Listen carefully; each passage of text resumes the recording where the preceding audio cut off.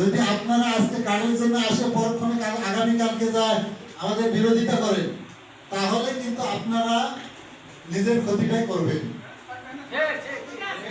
বুঝতে পারছেন? তো আমি বেশি কিছু বলবো না। আগামীতে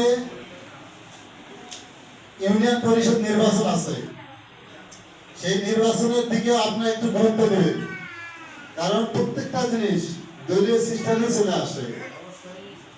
যদি দলকে প্রধানত্ব দেওয়া হয় তাহলে দলের ব্যক্তিকে চেয়ারম্যান করতে হবে। দলের ব্যক্তি যদি চেয়ারম্যান হয় তাহলে সেই এলাকার কাজ ভালো হবে।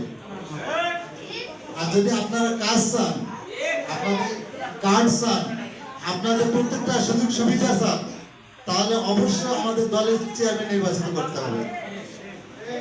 নাকি মনে করেন?